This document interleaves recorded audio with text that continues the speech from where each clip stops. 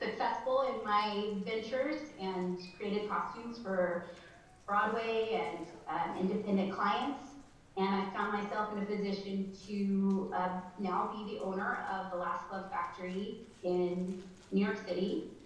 And I'm quite proud of my journey. So I'll tell you a little bit more. I was trying to say, what um, the, the things that I love to say about being a small town girl is that a lot of the things I learned in those places, in La Junta, at school, and in Kansas at school, and in Iowa at school, was how to be focused and show up on time. Show up on time is like really great advice.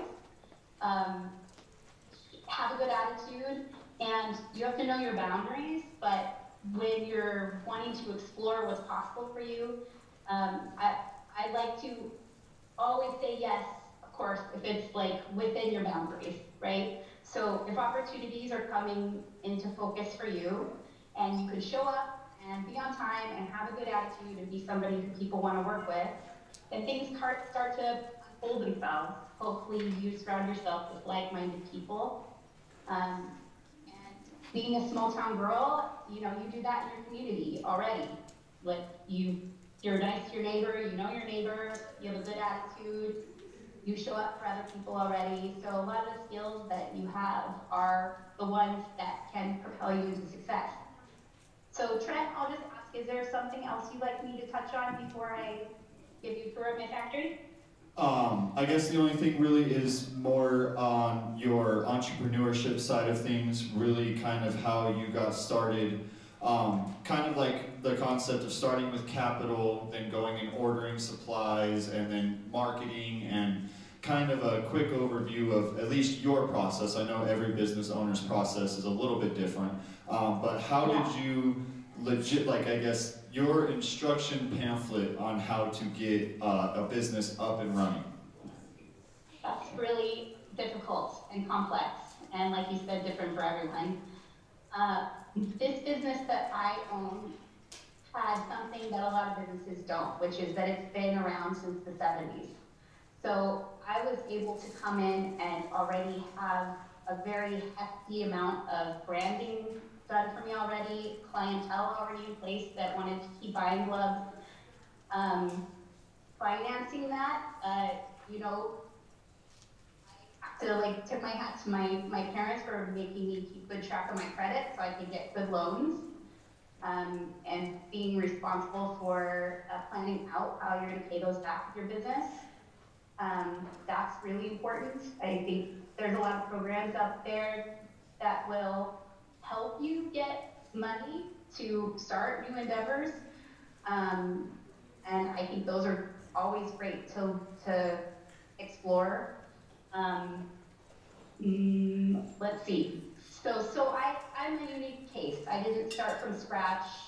I already had a lot of relationships. I guess starting from scratch was being in New York, being in the garment district, in the costume community, making those relationships were what I did for my legwork. I didn't know that it would end up with me being a business owner, but those things all really helped the puzzle come into place. I think that hopefully gave you some answers. Definitely. Trent? Like Okay. she said, it is different for everyone. Everyone's business ownership and entrepreneur journey is different. Of course, there are some staples there.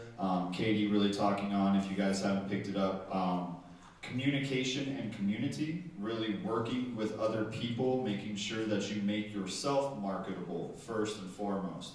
She mentioned being on time. She mentioned being somebody that somebody likes to be around, right? You gotta be universal. You have to market yourself. No one's gonna buy your product if they don't buy you first, right? So a big part of that is, as you noticed from her, just talking, hitting the ground running. She landed in New York City, and the first thing she did was network. You find like-minded people, like-minded individuals, people who are doing the same and or similar things to what you're trying to do, And Mhm. my big saying is it takes a village, right, Katie? Like, it takes a village. Yeah. You cannot, Bill Gates, Steve Jobs, Elon Musk, never did it by themselves. It takes a village. So you got to find the right people, you got to find the people in place, put them in place, and that's where you really get that fine line between business and friendships, right? Katie, do you have anyone that you work with or that work for you that you are personal friends with? Everybody. Right. And how many of those started as personal friendships that turned into, or started as business that turned personal, or were they personal before they were business? I would say 75% friends first. Nice. And so you did have good success working with friends to get your business off of the ground. Yeah, those are the people who, you know, if your communication is good with those people and everyone's on the same page, you know, people want to see you succeed. Right. And those are the kind of friends you should have. Right. You don't want to have friends who are trying to sabotage you or be terrible.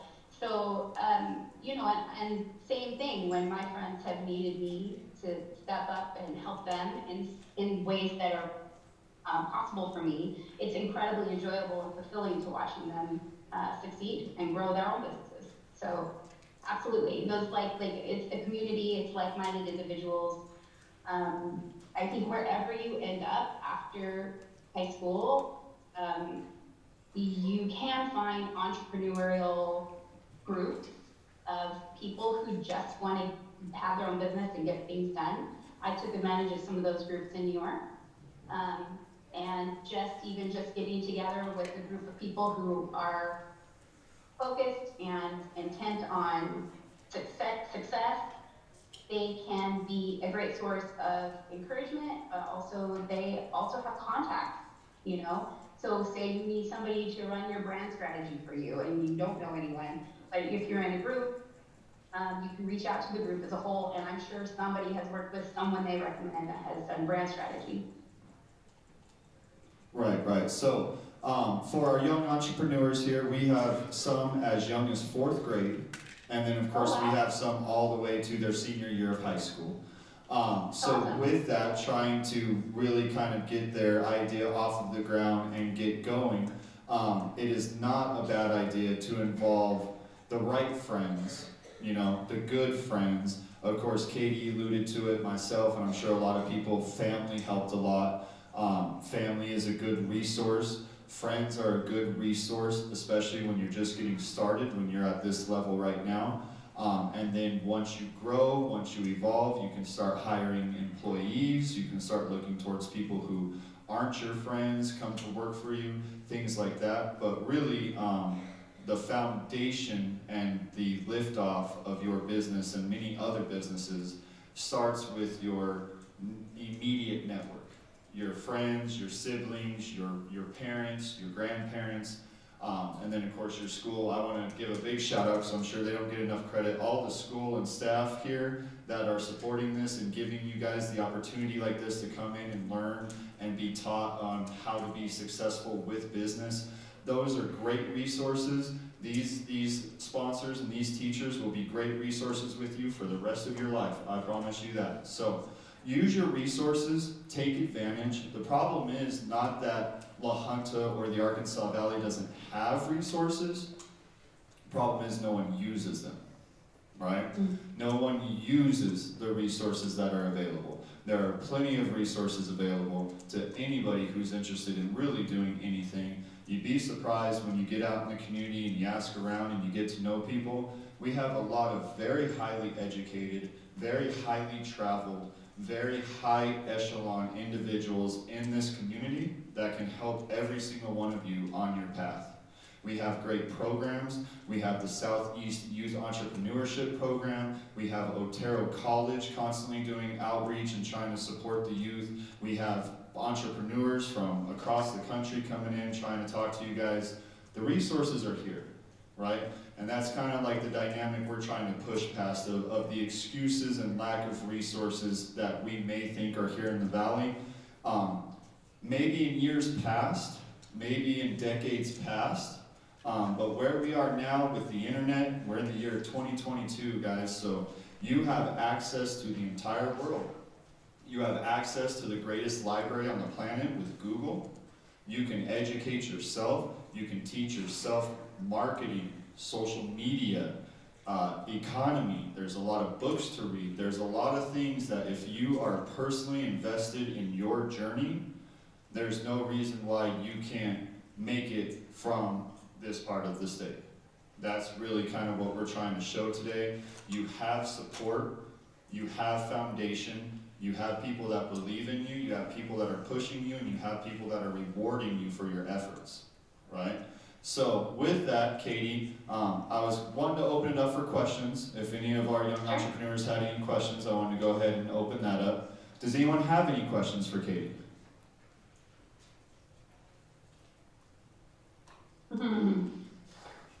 Well, why do you think I can show you around the factory if you want? Let's do that. So you said you are in New York City in the fashion district, which is, I mean, I've only ever been to Times Square, so I don't really know where like the fashion district of New York City is. Yeah, so we're right the community south to Times Square. Okay. So the garment district is full of manufacturers and sewing ateliers and pattern making places and fabric stores and notion stores. And there's a nice tight network community of people who are builders or makers.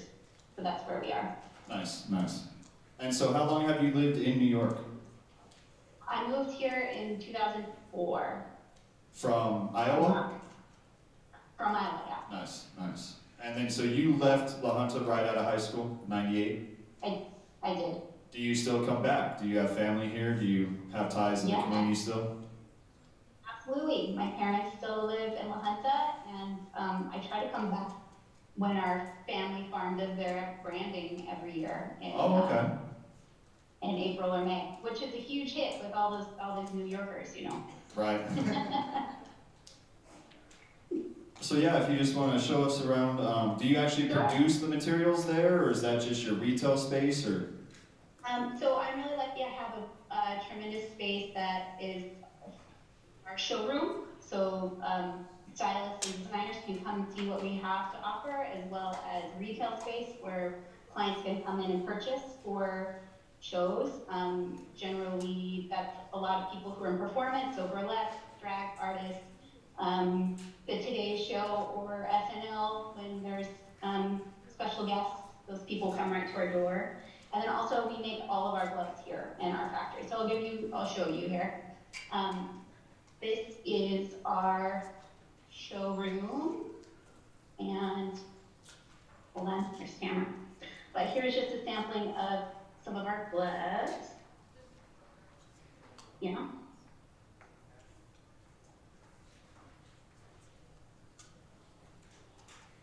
And let's see if I can. No, cannot. I was going to turn the camera around, but no. So that would be if people would shop. And then also we have a stylist closet where designers can come in, stylists can rent gloves from us for magazine editorials. So that is all of this here. We have thousands of different gloves for people to rent or purchase. And then here's my very busy workstation that's usually exploded, and our factory in the back. So this is where we make all of that product. And it can range from anyone, you know, like Dr. Biden for the inauguration, or you know, just a regular person who maybe has a special kind of hand that they've always wanted to have a pair of gloves that fit them. We help everyone who needs gloves. Wow, that's very interesting. That's very awesome. Glad to see you've been pretty much wildly successful with that, huh? We only have a couple minutes left, Katie. I did want to ask just a couple more things. I guess the first thing would be to all of the young entrepreneurs in here, what would be your number one piece of universal advice in starting and maintaining and being successful in your own business?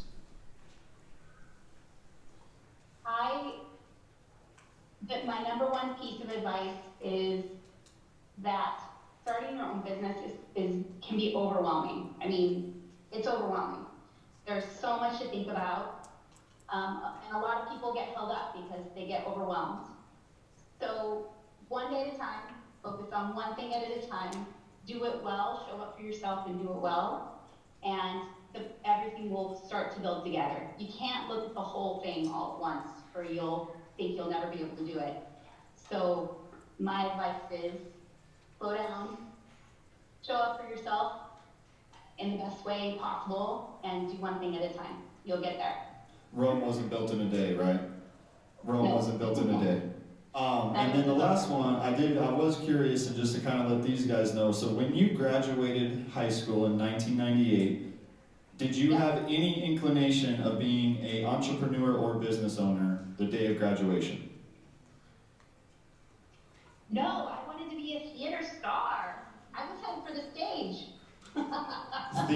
And just to kind of show that, you guys in this room are miles ahead and years ahead of where Katie was at her age. Yeah. When she graduated high school at 18 years old, she had a dream of being a Broadway star. You guys are now, and like I said, shout out to my man Luke, I just can't get over our 9-year-old entrepreneur here, Katie. So you guys are in the position of graduating high school, not only with a business idea, not only with a business plan, but for the people in this room, it's very possible you graduate high school with a fully functioning, operating, and profitable company right out of high school. Katie, it took you how many years from graduation to when you started your business? How many years was that?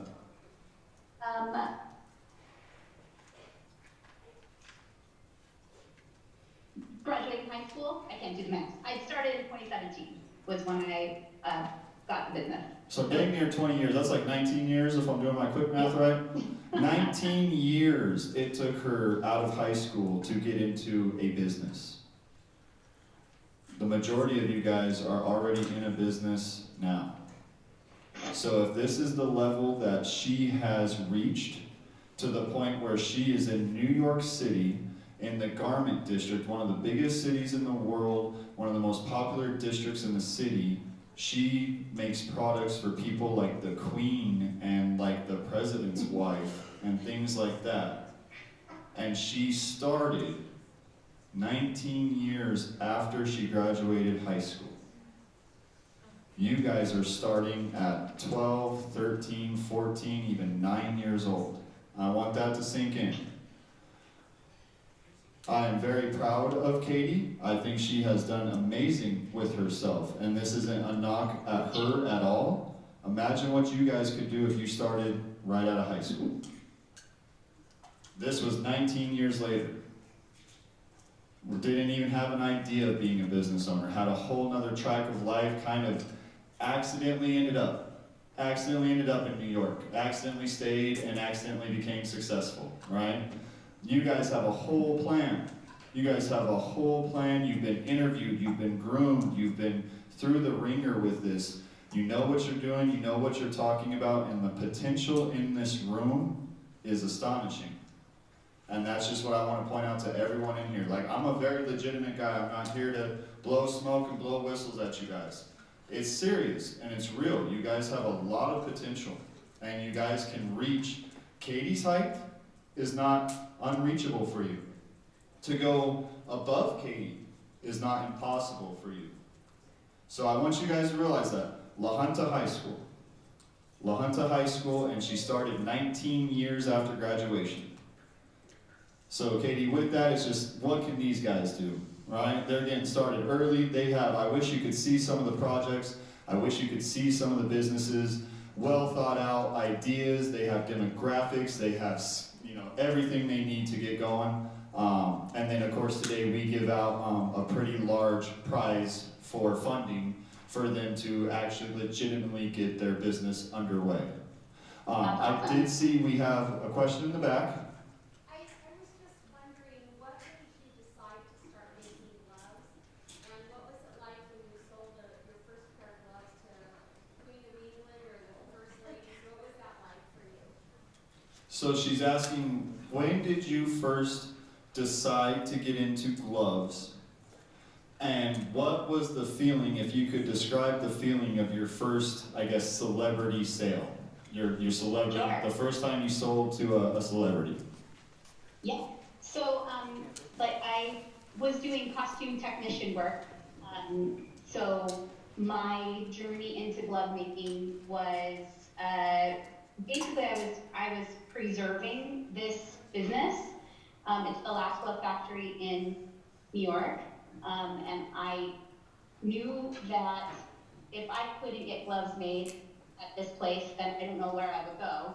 So it seemed like a pretty good decision to try to be the one who took over. So I just consider gloves as tiny hand costumes. They're the passion was there immediately because I'm a maker, I'm a technician, a building technician, and so I took to all of that very quickly. And you know, we do have the luxury of having had a lot of celebrity clients. It's fun every time there's maybe a little rush of like, yeah, oh, look, so and so is wearing the gloves and they took a picture in them. That's super fun. But to be completely honest, I have more fun with, I have all the fun with all the people all the time. So just because somebody is a celebrity or famous doesn't necessarily mean they're, you know, showing up at their best or being the best. But sometimes people who are just excited about gloves are my favorite thing. It's my favorite thing to do is to help someone who feels transformed by the gloves or excited by the gloves. But yeah, no shade. I'm definitely excited when, you know, Beyonce is wearing some gloves. You know, that's awesome. Super fun. Right, right. I mean, that's definitely has to be like a ode to your confidence in the, you know, that your quality of your product is that of that level. Yeah, but I would say for all of you who are thinking about what feels even better is somebody coming back to me, a regular person, or someone who referred me to their sister or their grandma, or you know, and coming back to me with the story that they had such a fabulous time visiting the shop and they really enjoyed their experience with me. So that is even better, and that's all achievable. You know, just because you're selling your gloves or your items to celebrity, famous people, doesn't mean you're successful. You know, like it's all about, for me, the great part is just the community and being really in touch with people who are my clients. I care all about all of them. That's awesome. Interpersonal, personal connections with your clients. And Yeah. especially in this area, guys, I can tell you that that is huge. Personal connections with your clients.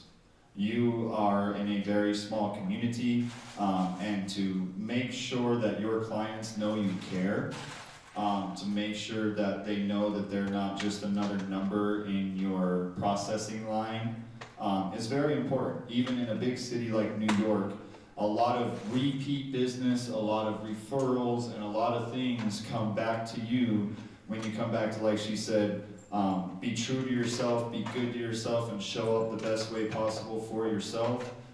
That all comes to that interpersonal and personal connections with other people, the like-minded people, your clients, the people that buy from you, things like that. Katie, I got another question from a young man here. Matt, go ahead. Yeah. So, how often, I mean, is she still doing it alone? Like, does she have other employees? Does she, anybody else? He wants to know your staff size. How much Sure. staff do you have right now? Sure. I have up to 10 employees. 10 employees all the way from, do you have like management level employees or everyone just kind of designers, or how does that pan out on your side? Well, we have a front of house position that's like a management position, which is very important here. Someone to greet the clients and be the front face of the business when a client comes. I mean, that's a very important job. Right. And then we have a skilled technicians, so skilled sewers and people who do crafting and that kind of thing. Cool, very good. And then I think we're gonna just about wrap up, Katie, but I had one question for you before you go. Yes. How important is social media to your company and to your sales and to your networking? Well, obviously, it helps more people, it helps your reach, it helps more people know about you. Um, for me, a lot of my business is word of mouth. Um, and we do have a pretty good Instagram and social media presence, but I don't rely on that for sales. It's probably trickles in, probably less than you think on social media. It's good if you're learning all about that to be able to do all the SEO and pushing all those things and making everything connect and talk. Like that's all valuable to your brand. But for me, I would say, it's important because we need to be, it's fun, it's nice to have people explore and find us. So, but I would say most of our business comes from connections that we make here and word of mouth. Nice, very nice. Anybody have any other questions? I got one with their hand up. All right, let's knock them out, guys. Here you go. How about we just do this? Okay. Have you sold it to any rappers? Yeah. I just made a pair for Halloween for Lil Nas X this weekend.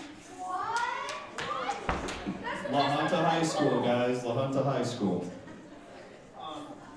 Before you got your business, did you have to like go to college and like get like degrees and stuff? He's asking, we know you did go to college and graduate, Yeah. but for your business, was that necessary? Did you need a college degree to start your business? That's a good question. I'm not sure, this was a long time ago, 20 years ago. I know that a lot more is available to all of you at this time. There are a lot of people who don't go to college. I'm not sure if I could answer that because the only way I ended up in New York was because I did go to college. Right. So I'm glad I did. I didn't go to school for business. I went for theater, but I was learning all the way through. But that's a really good question. I'd be interested to know what a young, successful entrepreneur has to say about that. So, I guess my response to that would be, no, a college degree is not necessary to start a business. You do not have to input a degree number to get an LLC. You do not have to give a degree to somebody at the courthouse to start a business. No, it is not a license to start a business. You can start a business without a degree. Now, here's the thing. Good luck. Good luck. You're jumping into something that you are not adequately prepared for. You're jumping into something you don't have the education for. So, yes, you can start a business without a college degree, but I'll tell you what, you get a business degree, you get a 4-year business degree, you get a 2 to 4 year social media degree, that's going to help your business be successful. See, there's 2 different types of business. Anybody can start a business. That's not the trick of it. Anybody can start a business. The trick is being successful. So that's the thing. Do you want to go to school? Do you want to be taught the tools? And do you want to be taught the correct way to run your business? Do you want to be successful with your business?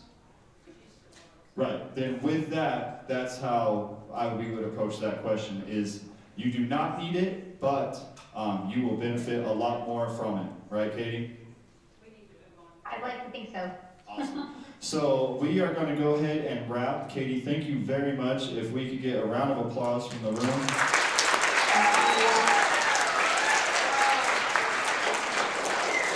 Katie, thank you. Hopefully your words could encourage some of our young entrepreneurs, and we sure appreciate your time. Thank you very much. You're welcome. Find us on Instagram, Wing Left Gloves. Wing Left, it's like Wing Left, but with a W, Wing Left Gloves on Wing Left Instagram. Gloves, yeah. Katie, real quick, can I just get a little question in for you?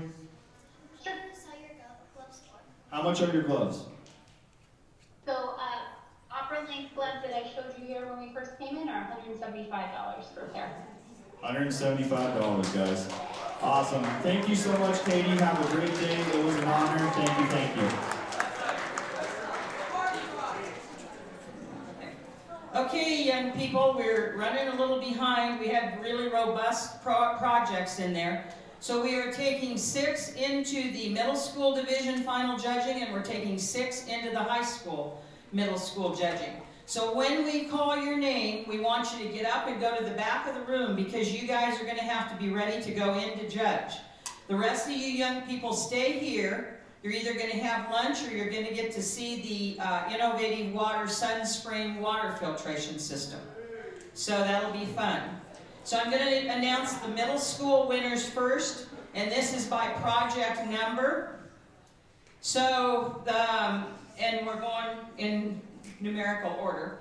So Chloe Kuhn, who's a homeschool student, middle school semifinalist.